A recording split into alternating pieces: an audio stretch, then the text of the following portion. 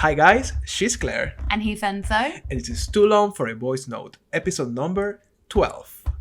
Hello, everyone. Hello guys. How are you, Enzo? Okay, all good. Here, Yeah. happy to be back on another episode of our wonderful podcast. Exactly. So we're going to do another slightly different episode format this week again. For those of you that don't know, it's been a quite traumatic week for women, especially in the UK, I would say. So we really wanted to use this opportunity to talk about some of the themes that have cropped up this week. I think it's really important to do it. And it's a lot of little stuff that we want to discuss. Important stuff. We really want to share with you our opinions on this. And for sure, as always, have your opinion back of what you feel. Exactly. So for those of you that didn't know, this week, by the time this goes out, it would have been last week. Exactly, We had International Women's Day on Monday, which is supposedly a day of celebration and empowering women. Unfortunately, this was then followed by the Meghan Markle and Prince Harry interview, which was, I said unfortunately because of the backlash that came towards Meghan, but we'll go into that a bit more. And then, really sadly, a girl was murdered. Her name was Sarah Everard. She went missing a couple of weeks ago. Probably three weeks, before, maybe? The week before last, I think. And she was murdered by a police officer. Yeah. And her body was found at the end of last week. And it's caused a big uprising in the UK, to be honest, amongst women. Creating like a moment, or like a movement kind of thing. Definitely. Yeah, for sure. There's a lot of Reclaim the Streets marches happening in London and around the UK. So we wanted to use this opportunity to really talk about how we treat women, how we treat the victims of these kind of cases. Yeah, it's a good opportunity to do this, because it's not as simple as it could be like one. I mean, of course, it has like many layers behind this, so it will be cool. It will be not cool, but good to discuss about this and it's always good to talk these things. Definitely. So where do you want to start? Should we start with the Meghan and Harry interview? We'll start with the slightly lighter topic of the two. So a lot happened this week, right? A lot happened, and I think that maybe that's as well why it's felt like a lot, because it all happened together. I mean, the interview, jokes aside, because there's a lot of memes and fun stuff, we can talk about it, blah blah blah. I think what I found really interesting and something that we discussed a bit over voice notes a lot during this week is like Meghan got like incredible like really backlash after the interview, and what I have seen is like she was being attacked for everything she said, and she was like being, in a way, as always, like women always the ones that are maybe lying, or the one that are being too dramatic, or the one like creating a lie. And basically nobody was talking about Harry. Like, it was all her. So she's basically being the demon, like portraying all this thing of the royal family and all of that. And I feel really interesting and weird how she's being attacked for speaking her truth, especially related with her mental health. A lot of people were like basically making jokes about her, like, oh no, she's probably lying or something like that.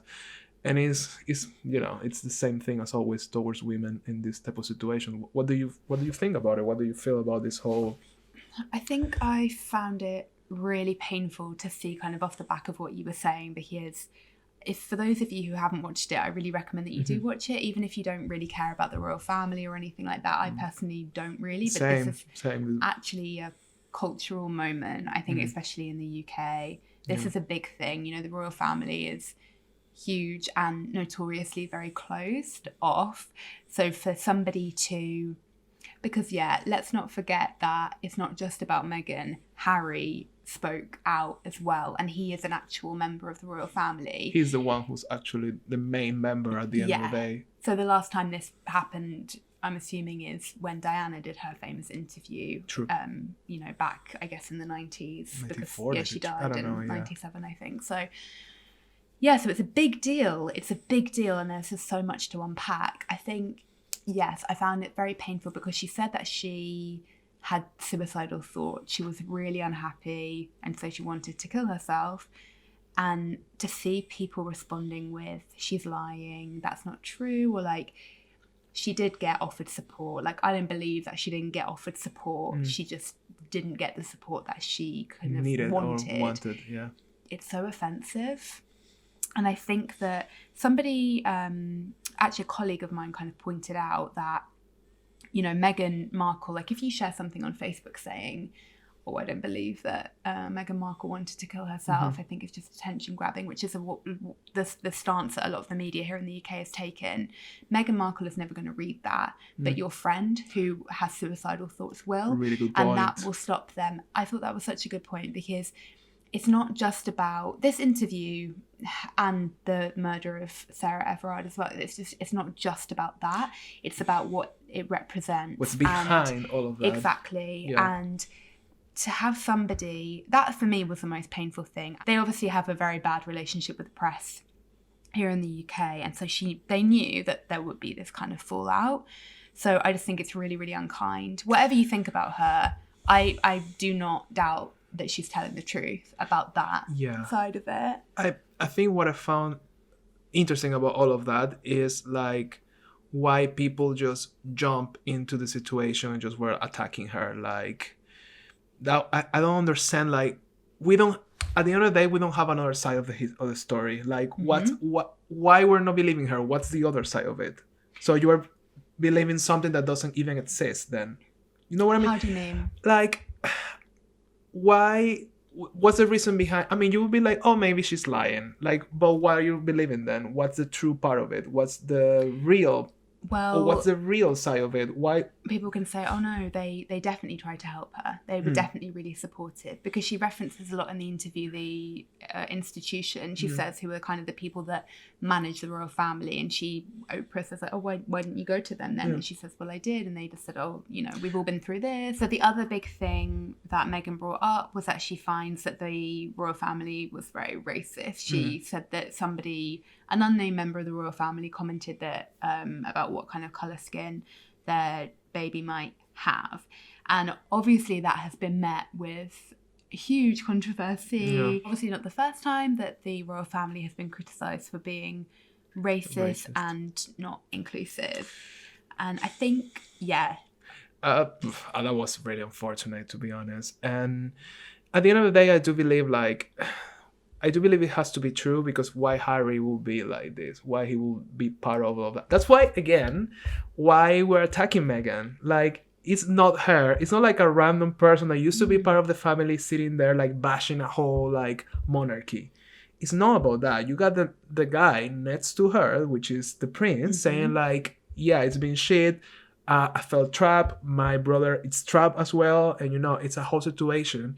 And why we just jump into it and say, like, she's lying. And why it's all focused on her, because she's a woman. Because, you know, it's very shit that I feel like in this situation, we never believe the women, which is what always happens. Like, if a woman come forward saying, like, oh, I've been sexual assaulted or harassed by somebody, people will be like, wait, were you really being like that? Do you think it was really like... It was always like do you really think? Are you sure? Blah, blah, blah. People, they never, like, trust women straight away when it's something like that, which is what always happens. I think it's just the Meghan thing is a representation of this, like, weirdly, like, in a I agree. different way. I think it's really dismissive when people say, oh, it's just a personality thing. People just don't like Meghan's personality. Because I can't stand the comparison. They talk about this a lot in the interview, the comparison between her and Kate Middleton. And there have been like things going around Twitter and Instagram, like how it's laughable. Like Kate's stroking her pregnant belly, and it's all like, oh, she's so maternal and so cute. And then Meghan, like, why can't she keep her hands off her belly? Oh, Kate can have avocados for morning sickness. Meghan's having an avocado. It's linked to drug money and like water shortage. It's like, why? But, you know, Kate Middleton was not liked at the beginning when she was dating Prince William at the beginning, the press, before Meghan was even on the scene. But it's like, why do we have to direct this towards women, and then when somebody new comes in, It's a e.g. new thing. Meghan, Yeah. she's the better target, so you pit them Yeah. against each other, and all of a sudden now Kate's a golden Yeah. girl and we hate Meghan. Yeah. Like, why does it have to be like that? Like, why can't you pit William and Harry against each other? Why? Exactly. Why? It's never going to happen. It goes has for to be this- the two women. Yeah. And it's really boring. It's really boring and like old news. Yeah, it is. I think it's unfortunate how everything went, and I think, believe her or not, it's like, I always feel it's, as you say, so boring. Also, all news, like, people has to attack the women at the end. And I think there was one of the most random comments I saw on Twitter about her. They were like saying like, oh yeah, she's suffering a lot but she's wearing a 4K dress for the interview. That's a lot of suffering. So why we have to even comment this? I'm sure like Prince Harry had like a 10K suit, maybe. I don't know. Like, why we're not commenting on that? Why we always need to find things to attack women, like her looks, her dress, her whatever. You know what I mean? It's like it's always something to pick up to like to tear women down in a sense. So this was this is like a little representation. Of course, this is like nothing. At the end, they're fine. They have money. They have a house. Probably they're okay. Yeah. But it's not only about that, it's about the outcome of it, how it's the thing that always repeat with women, and like how it goes to different things, not only to popularity or whatever, it goes to other areas. It's obviously not about them not being financially okay. Like, clearly they're going to be financially okay. Like, clearly she has her own money. Like, clearly they're going to make money off of like Netflix deals. You know, they're speaking about these deals kind of not by accident in the Oprah interview. Of course. It's not about that. It doesn't matter how much money you have. You can still be oppressed and you can still be in a bad situation. True. That is completely irrelevant. Like, she can wear a freaking 4,000K dress if she wants to. Like, that doesn't make her like better, worse, liar, or like. It doesn't mean that you can't have valuable. suicidal thoughts. You can't feel not accepted by your family. It doesn't mean you can not be hounded by the press. Yeah. It's completely irrelevant, and it misses the main conversation. But like we've said before, like, the news is not designed to educate you or to have like broader conversations anymore. It's about you clicking on something or reposting something or sharing something, and that's kind of the world that we're living in at the moment. Yeah, I think I know we talk about in the podcast a lot about like feminist topics about women, because lately I think it's good that we are more open to talk about them, and I think many things are happening all the time. But I feel like it's always the same pattern of how society see women, act towards women, how men act, how we always easily we believe a man, not a woman. Like, she's a evil thing, he's a victim. You know, it's always constantly it goes around the same thing, which I think it comes from obviously like social stuff, culture, education. It's all of these type of things that we've been dragging from generations, and I think nowadays it's way better as in comparison, but still we're dragging it, and I feel like so weird that we're in 2021 and we are still like talking about these things. Like, do you think it was wrong that she openly spoke about family drama on air with it? No, I read a lot of people really like fed up about it. I don't feel, at the end of the day, like, okay, at the end of the day, she's also like an actress, a celebrity. That's what celebrity does. The way to connect with people and the way to sell their stories, or the way to tell their stories, whatever you say, it's speaking about their truth or whatever it is, their story. So like, if she's to be honest, if she never felt part of the family because she never was welcome, like, why she wouldn't be able to talk about it? And also, that was the point of the interview, I feel. And at the end of the day, it's his family. And if he agreed to sit next to her, and he agreed to tell, because she doesn't just sat there and spoke whatever she wants to. They knew before her what they will talk. And if he say like, you talk whatever you need or want to talk, what's the issue? It's not her family. She would never feel included in the family. And even if she felt or not, that's not the point. The thing is, his family, and if he's allowed to do it, like, what's the problem? Yeah. I don't know. I don't find the big issue. I mean, so at the end of the day, it's a celebrity thing, I feel. It's very like celebrity media kind of thing. So that's what they do all the time. I think you for think me, you think it's wrong because it's like the royal family and because this type of things are never being spoken? I think it's like the opposite of wrong. I think it's a completely right thing to do that, and I think it's really backwards to say things like, oh, we shouldn't talk about family issues in public, that kind of thing, because I think, number one, it's not just about a family. It's not your family, my family. It's an institution, a royal family. It's about a country, a nation, how a nation has like view, I can imagine that this would have struck a chord with a lot of people of colour, because it's about representation. It's about the way that the press talks about people of colour and women. This is why it's really been a massive thing. So it's not just like a simple family drama. You're right. And I get it. Shouting about it or anything like that. It's true. And I think that, I think I got the impression that for Meghan and Harry, they hadn't been given the opportunity to defend themselves. Maybe she had to just kind of suck it up, and she was hounded, and she was painted however they wanted to paint her, because that's what the press does. True. And this was an opportunity for her to like set the record straight, kind of thing. That's what I felt. I don't think it was about building bridges between them and the family at all. I think that's done. I think bridges have already been burnt by the sounds of it.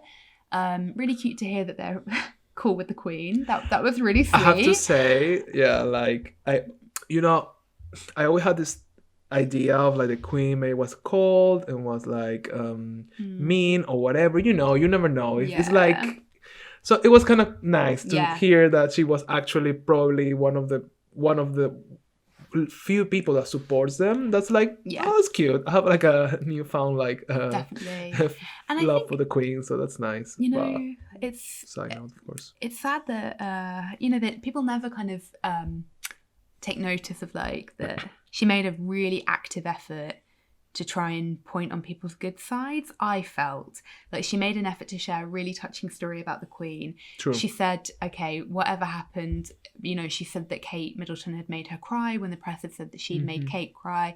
But Kate, she made a really big point of saying, she bought me flowers. Yeah. She tried to make amends. She's not a bad person. She said that. And I think she didn't need to say that. Okay, she didn't need to say any of it. But do you know what I mean? Like I felt like she did make a point to really emphasize. Both of them did, because like you say, this is not, when Meghan was sat there alone, it's not like Harry was like, oh, I didn't know she was going to say this. Of course they've like had loads of briefings about this. They've spoken about it. They've already told the family that it was going to happen, etc., etc. So and I can't judge Harry, to be honest, coming from a family like this and happen to his mom. Of course, like I can't judge him to whatever he allowed to do or to say, or like all of that. It's like, it's only normal. I think once the dust settles, I hope this enables us to have broader conversations about how we maybe deal with mental health, deal with women in the media. Maybe, let's see. I don't think you can hope for miracles, but I actually think this is really refreshing from a really stuffy institution. That somebody, forget Meghan, Harry has come forward and said this stuff. That's a lot. This is actually, I hope that this is like a switch and a change for this country. I think, the interesting part of it was more than the interview was the outcome of it, for sure. And how we respond to it says a lot. And I think we can connect this with our second topic, where basically. So we'll now talk a bit about the murder of Sarah Everard. So obviously this case has hit a chord with a lot of women, as we said at the beginning of the episode. And I feel personally, I don't know what you feel, but I feel that there are a lot of elements to this as to why this is, for me personally, like it really is upsetting. She was kidnapped about 20 minutes from where I live, Yeah, it's horrible. It's definitely hit a chord with a lot of my girlfriends as well, because it's that thing, similar age, she's 33. It could have been one of us. And I think that's the thing that kept hitting us all this week. And you can't help but relate to people who are similar to you in a way. And she was from what we know, literally just walking home, leaving a horrible. friend's house. And also, I think another thing about this is that she was kidnapped, presumably raped and murdered by a police officer. So this has thrown in a whole nother element, I think, for myself personally, and I think for a lot of other women. And it's caused, just such an explosion of rage and sadness, I think. I think the fact that a policeman it's included or it's part of this thing, it says a lot.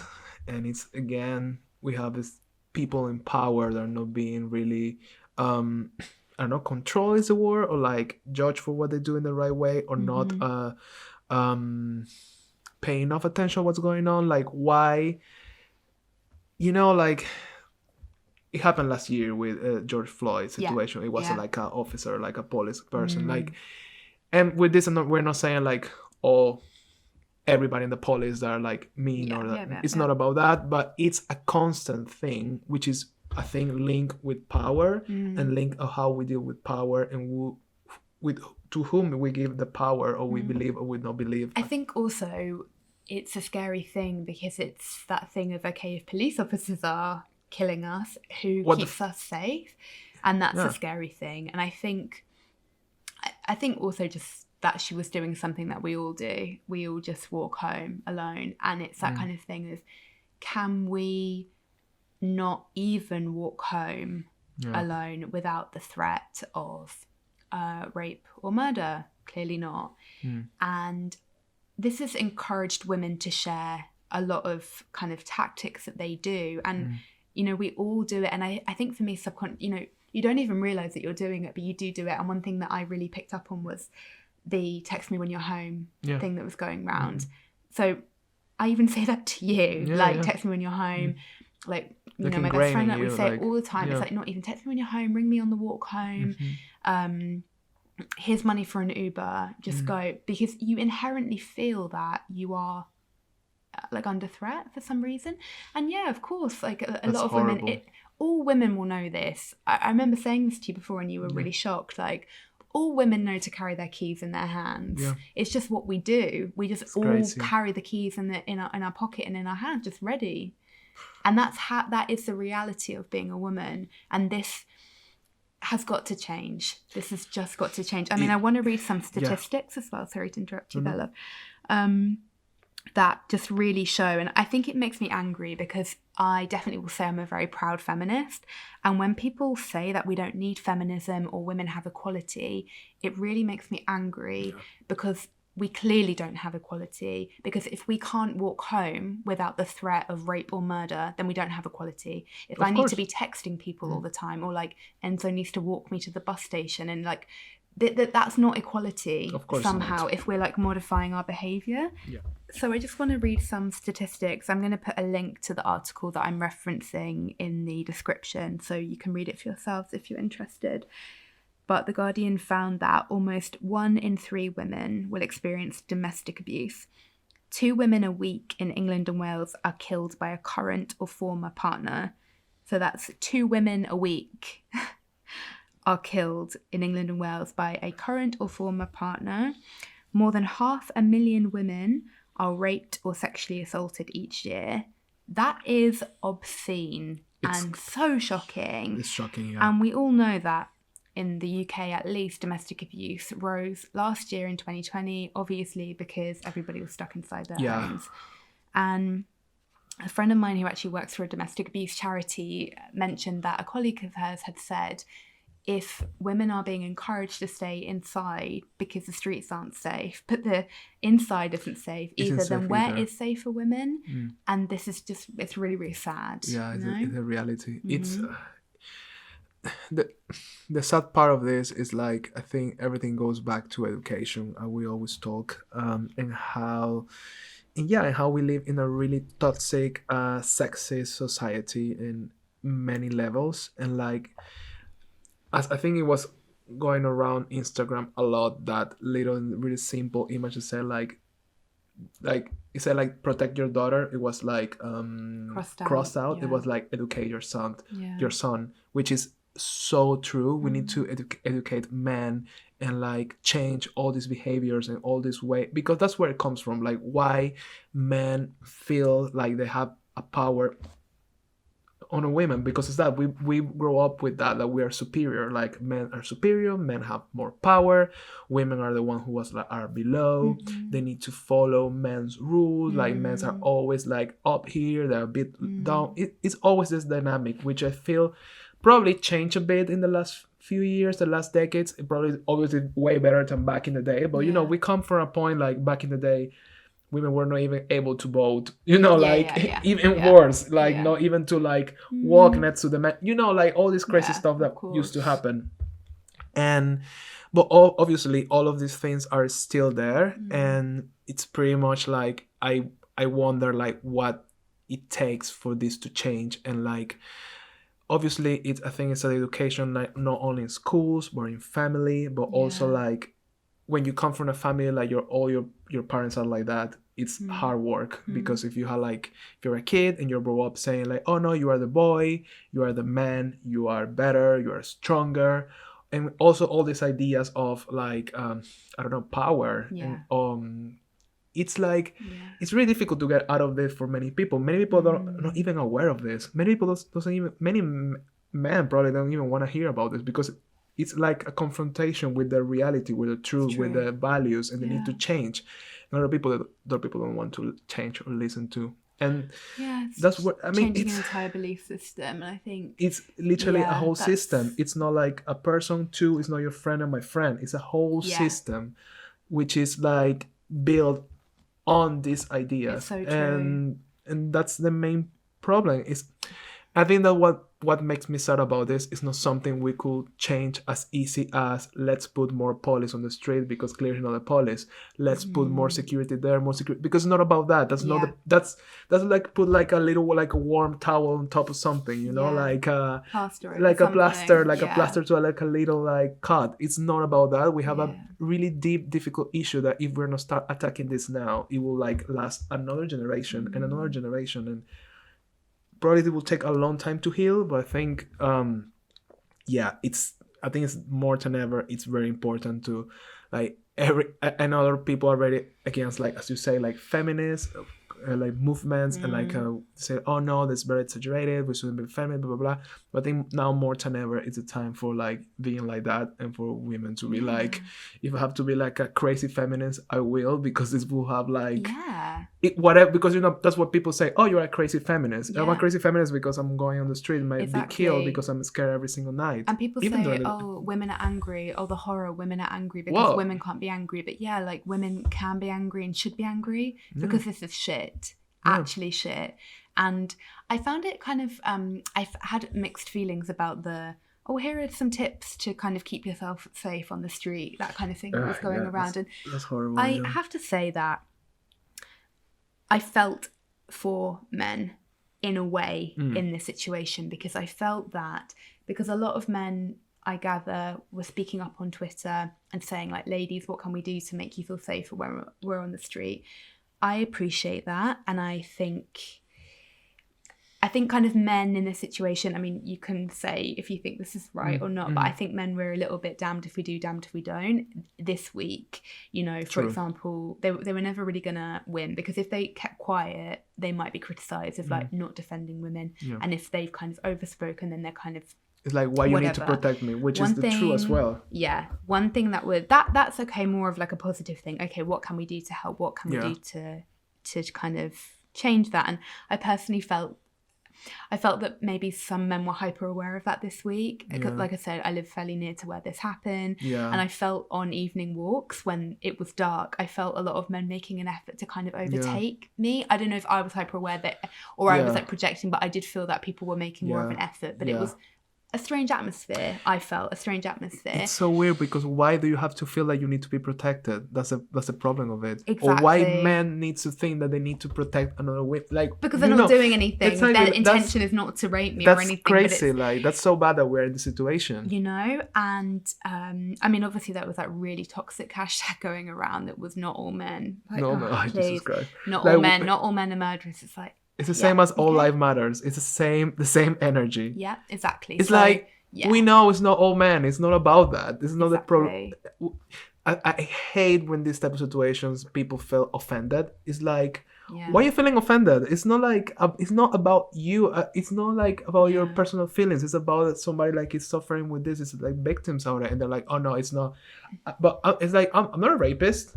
I'm not an attacker. I'm not a harassment. But Exactly. so well, but you can do something about it at least instead think- of being just feeling attacked. Yeah, it kind of comes across as a fragile male ego. Of course, to be honest, it is that. It comes across as like, because I felt when I saw that hashtag going around, I felt like, just can you not give us a minute? Exactly. Can you not just let us have this minute of pain without you like the same with Black Lives Matter, All Lives Matter? Like, can you not just let somebody have their own moment? And it's really insulting. But I also find, like, I don't like, why do we have to share tips for women to kind of protect themselves on the street? It's sad. That needs to not be the conversation. That's the problem, because it's such a delicate situation that any of these type of things won't solve the problem. They're just things that you can, like, tips to women to know how to defend themselves. That clearly won't solve the problem. Exactly. The problem is we need to find the root of it, which is, again, I feel, and I think we agree with that, is like education and society at the end of the day. Off the back of the murder of Sarah Everard, The Guardian released a survey that they had done saying that every woman in the UK has experienced some form of sexual assault. And I think that really, really hit a chord with a lot of people. Of course. And yeah, really sadly, I think one of the things that really got me about this case, this murder as well, was that he had already been charged with indecent exposure. So why? But again... Yeah, it's that lack of regulation.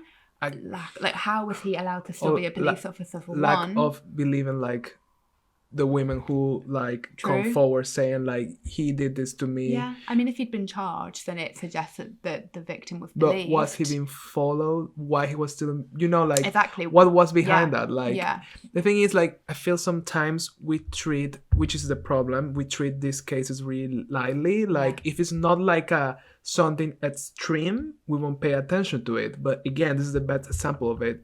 What he did before, it wasn't that extreme, let's say. It was horrible, but then he flashed his dick. Probably. That's something what will happen. Yeah.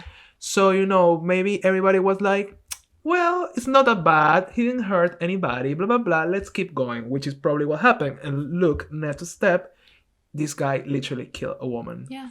So that's why I think something that we can take out of this, and hopefully it will be more visible in the future, is like, they can't just treat lightly when a woman or come forward saying this person did this to me. Because in many cases, and a lot of cases, it turns to be this person turns to do something worse, or to the same woman or to another. And this is like the perfect example. Like, he was like, oh no, he did something that bad, so he's fine. He's, maybe like he's a bit crazy or whatever. He's a man, typical men, men sometimes. I can't believe that he's also police, and he's like, thing. Yeah, they're gonna have to really look at themselves from this. This is gonna cause like shockwaves in the police, because this is a big thing. And sometimes I want, of course, we know the police are like not innocent at all, and lots of them are involved with like very shady stuff. But this isn't like next level messed up. It's crazy how all these ideas are really like inside of us. Like, I mean,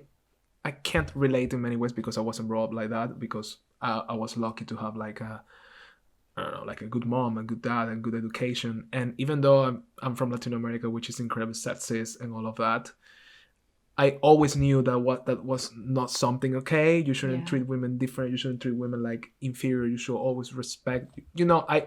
For me, that it's natural. For me, sometimes it's weird to see how for others it's not at all. Like, what kind of things or what type of education, what type of messages are in these families that the men are brought up with these ideas of, like, I can do whatever I want with a woman. If you grow up in a house where your dad is hitting your mom, then of course, like, that's not a great message. A lot of cases probably is like educated people.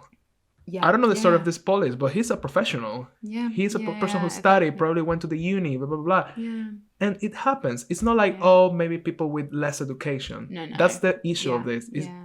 Anyone could be. Yeah. And we can see this if we go to, like, what happened with in Hollywood and all of that Me Too movement. Yes. People in power, smart people, creatives, millionaires, you name it. And they have the same mindset. So it's so fucked up at the end. I think that just shows that there isn't kind of an area of society that this doesn't touch, because it is like literally ingrained in all of us, and it's really, really bad. And I think it's highly damaging when people say that sexism doesn't exist. Come on. Or there isn't a problem, because it really, really minimizes this kind of thing. And this is why people don't come forward.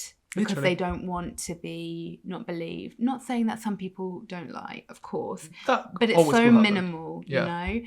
When you see this type of situations, like a lot of like those statistics, like 2 women are killed a week in the UK only from their current partner or their former partner. Like this is almost 10 people a month. That is insane if you think about that. Like it's really, really bad. So we have to find, I think a link between the two stories for me is that we've got to find a better way of dealing with people that have been victimized or feel, they're the victim in my mind. Meghan is the victim in my mind, and clearly Sarah Everard is the victim as well. I agree as well. There's got to be more empathy. There's got to be more room for men and women, like women and men, both. It's like you can't have one without the other. I don't think that people misread feminism when they think that it's just a bunch of angry women who don't care about men. It's not about that. It's not about that at all. It's not about men haters, and we have to work together to change everything. It's not about men being like punished, or it's about us working together to build a new future and a new dialogue and making it, because also, as like a side note, men have, I believe like the most common cause of death in the UK for men is suicide. That has to be looked at as well. What's going on here as well? That's probably a huge link in ways there as well. Exactly. There's a big link between these things: toxic masculinity, mental health, everything. So I think. I feel definitely we need to I don't know. I mean, probably, we need to be open and listen more and attack and judge less straight away in any cases. And I feel like these 2 cases, because I'm sure a lot of people about Sarah, they were saying like, which I read actually on Twitter, like why she was walking so late at night, like why she is not walking late, and why she cannot walk alone, why she needs to walk, why she can't go out her house like late at night, why she can't be by herself, why was the reason. So that's not the point at all. So but it's people like, she asked for it. It's the same as she got raped, she was dressing too sexy. Like, excuse me, that's it's a type of thing. And again, I think like we need to pause and like let people understand where it's going, listen more, and this goes to men as well. It's not about like it's not all men or whatever is the hashtag. It's like why you don't stop for a second and listen what's going on. I can't understand why people would say, why can't she walk home alone? Like, why does she have to walk home alone? Look, what do you mean? Why she has to walk home with a man? That says a lot. If she needs to walk back home with a man next to her, that says a lot. Exactly. Which is the problem here. And if she doesn't, then she had herself to blame. It's like, this is like, that is something that I really hope people stop and think that that's really, really twisted, that they would say something like that, because it's just so wrong on so many levels. But obviously a really, really sad week, I think, in a lot of ways. Heavy. Very, very heavy, very sad and heavy week for women in general. So I think we'll probably leave it there. Heavy topics for you guys, but we hope that you took something from it. I think it was worth to talk about this. Also, I don't know, I don't want to sound shallow or whatever, but it's a tribute to Sarah as well. I think what the only thing we can do now to kind of like help this is to talk about the situation, be very vocal. If we can support somebody or something, protest, whatever you can do or whatever you want to do, where you feel it's right. I think the more we talk about these issues, the more we can go to like a point of to a better place in the future. So that's what can we do now, basically. Definitely. So yeah. And as always, we will leave some links if you've been affected by any of the issues that we spoke about today. I'm going to leave links to Samaritans and some domestic abuse charities. So please do check that out, share it, of course, if you feel that it's relevant to you. So I think we'll leave it there. We'll see you guys on the next one. Thank you so much for listening. And thank you guys. See you next week. Bye. Bye.